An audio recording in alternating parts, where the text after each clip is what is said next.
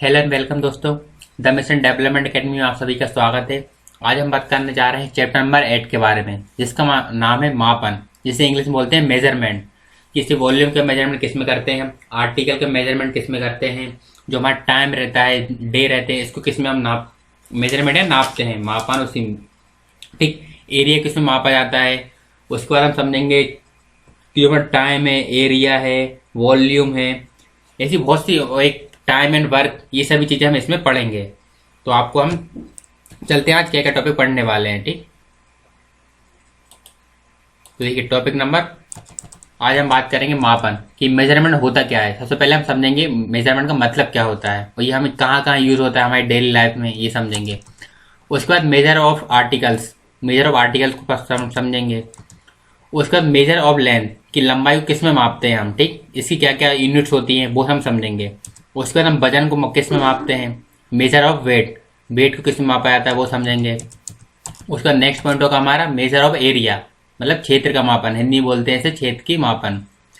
उसके बाद मात्रा यानी मेजर ऑफ वॉल्यूम, वॉल्यूम किस में मापा जाता है, इसकी क्या क्या यूनिट होती हैं। ठीक, छोटी यूनिट, बड़ी यूनिट, इजी हार्ड, ये हम समझेंगे। उसके बाद measure of time, time days, इसको किस में मापा जाता है ये समझेंगे हम। फिर ante meridiem M, ante meridiem M का मतलब क्या होता है, इसका फुल फॉर्म ये समझेंगे हम। ठीक, उसके बाद पोस्ट मेरिडियन पीएम, आपने सुना होगा एएम मतलब सुबह का टाइम, पीएम मतलब दोपहर का टाइम होता है। ठीक, तो हम समझेंगे इसका फुल फॉर्म क्या होता है, फुल फॉर्म, ठीक है, इसका मतलब होता क्या है। ठीक, पीएम का मतलब। उसके बाद हम मेजर ऑफ डेज, डेज को किस में मापा जाता है, मेजर ऑफ डेज। उसके बाद हम समझेंगे एकात्मक विधि, यूनिटरी मेथड, यूनिटरी मेथड क्या होती है। उसके बाद टाइम एंड वर्क समझेंगे कि काम और समय। ठीक, वर्क एंड टाइम को समझेंगे। ठीक, तो पहले समझते हैं मेजरमेंट कि मेजरमेंट होता क्या है। देखिए मेजरमेंट होता है किसी भी चीज को मापना। जैसे जैसे मान लीजिए यहाँ पे ये गलत, इसका मतलब होता है मेजरमेंट का मतलब होता है मापना।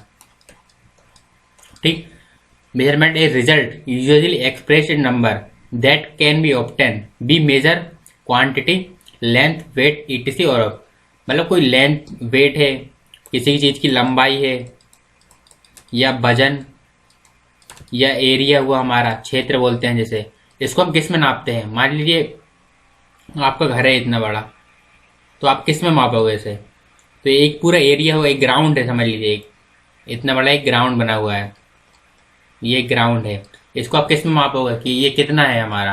तो इस एरिया में हमारे को क्षेत्र है, ये पूरा इतना क्षेत्र, तो इसका मापना यही हुआ। ये बहुत अच्छी होती है। जैसे हम एरिया, जो हमारा ग्राउंड है, इसको किस में मापेंगे, हम एरिया में मापेंगे। ठीक, एरिया में आ गया हमारी हाइट, हाइट इसको हम लंबाई मापेंगे, हमारी हाइट को, किसी भी चीज की हाइट को हम लंबाई मापेंगे, जैसे कितनी हाइट है, 7 फुट है या कितनी है। ठीक, तो मापन का मतलब यही हुआ, एरिया वॉल्यूम ये सभी। उसके बाद मेजर ऑफ आर्टिकल्स, आर्टिकल किस में मापते हैं हम, उसकी क्या क्या यूनिट होती हैं वो हम जानेंगे। तो देखिए आर्टिकल्स को मापते हैं 12 आर्टिकल का मतलब होता है 1 डोजन। ठीक, तो 12 आर्टिकल का मतलब होता है 1 डोजन।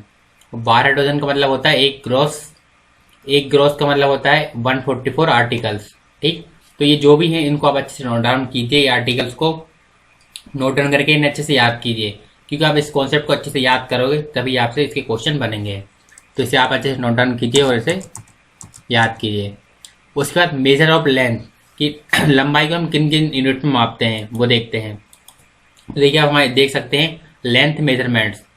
ठीक, तो 1 सेंटीमीटर बराबर होता है 10 मिलीमीटर, इसे एमएम ही बोलते हैं मिलीमीटर को। ठीक, फिर 1 डेसीमीटर बराबर होता है 10 सेंटीमीटर, 1 मीटर बराबर होता है 10 डेसीमीटर, 1 डेकामीटर बराबर होता है 10 मीटर्स, 1 हेक्टोमीटर बराबर होता है 100 मीटर्स, और 1 किलोमीटर, जैसे आप बोलते हो ना 1 किलोमीटर यहाँ गया, तो इसका मतलब होता है 1000 मीटर्स।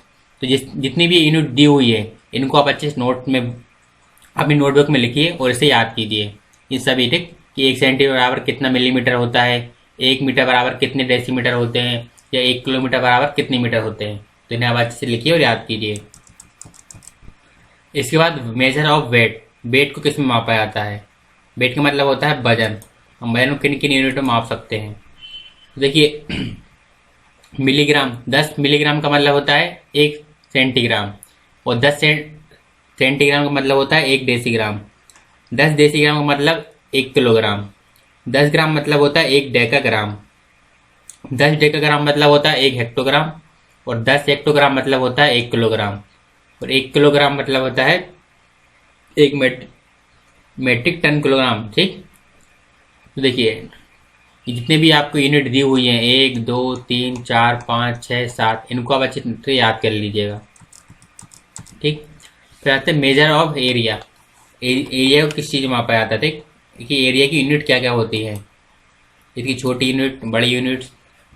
देखिए 100 स्क्वायर मिलीमीटर बराबर 1 स्क्वायर सेंटीमीटर होता है।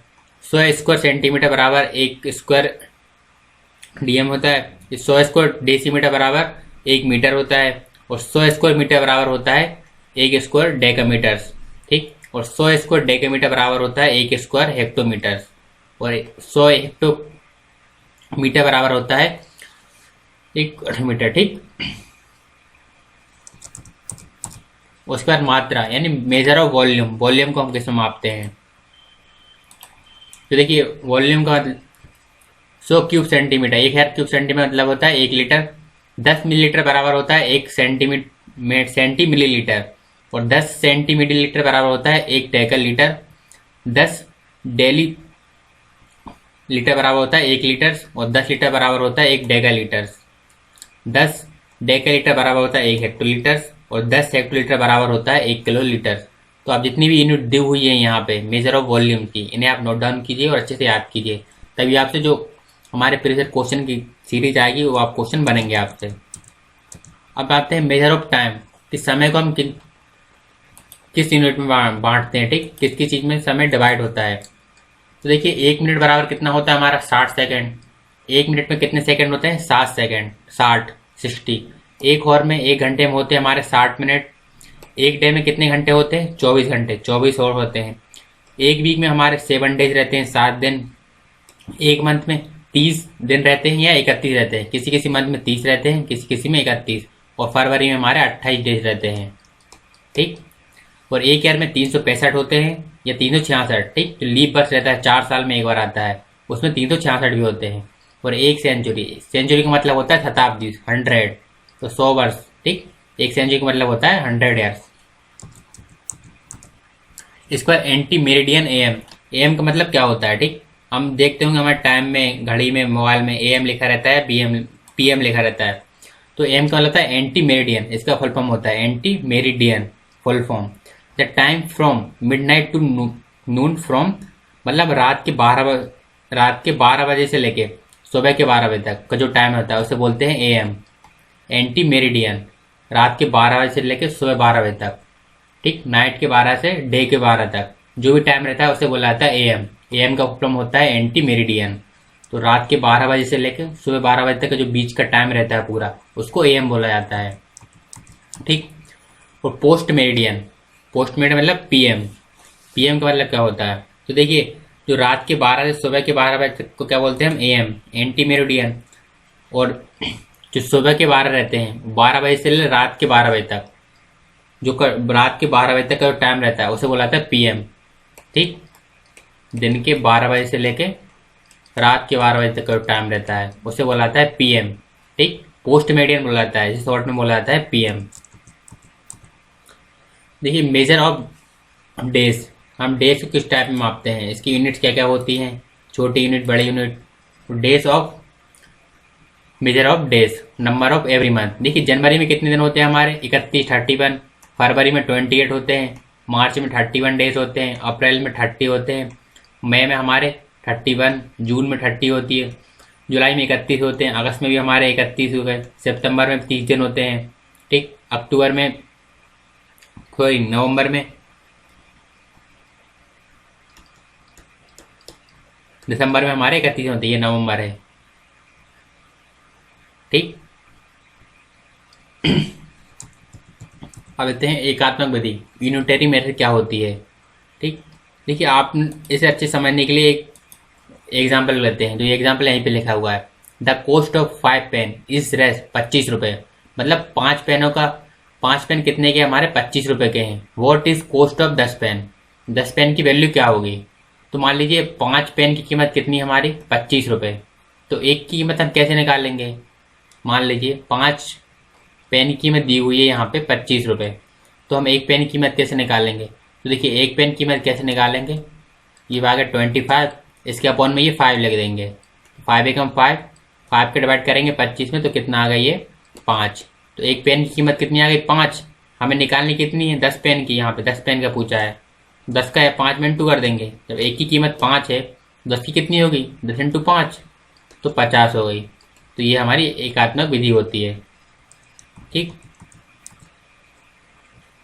अब चलते हैं work and time. Work and time क्या होता है। ठीक, मान लीजिए कोई व्यक्ति है, कोई घर बना रहा है, 10 व्यक्ति घर बना रहे हैं। मान लीजिए 10 दिन में 20 व्यक्ति एक घर को बनाते हैं। तो ठीक है, ये क्या हो गया 10 दिन का मतलब ये हमारा क्या टाइम हो गया। और 20 व्यक्ति कितना काम हो रहा है हमारा, एक घर बन रहा है। तो काम और समय का ये मतलब होता है कि काम और समय आपस में बने हो, मतलब ये इतने दिन में इतना काम हो रहा है, इतने दिन में इतना काम किया। ये एग्जाम्पल से आप समझ लीजिए, ए बी एक साथ एक कार्य को 28 दिनों में कर सकते हैं। यदि ए बी सी उसी कार्य को एक साथ 21 दिनों में कर सकते हो तो सी अकेला तो कितने दिनों में करेगा। तो इस टाइप के क्वेश्चन रहते हैं, वर्क एंड टाइम में आते हैं। ठीक, वर्क एंड टाइम, तो मान लीजिए इतने समय में इतना वर्क हुआ, जिसमें ऐसा कोई भी काम जिसमें कोई टाइम लग रहा हो। ठीक, ऐसा कोई भी काम जिसमें टाइम की पाबंदी हो, मतलब इतने टाइम में करना है या टाइम लगा हो, तो उसे बोलते हैं वर्क एंड टाइम। ठीक, तो आई होप आपको वीडियो पसंद आई हो। आपको किसी प्रकार कोई डाउट है तो आप हमें कांटेक्ट कर सकते हैं, हमारा व्हाट्सएप नंबर नीचे दिया हुआ है, इस पर आप हमें एनी टाइम मैसेज कर सकते हैं। आप हमें कमेंट में जरूर बता सकते हैं। तो हमारी वीडियो देखने के लिए आप सभी का बहुत बहुत धन्यवाद। Thank you.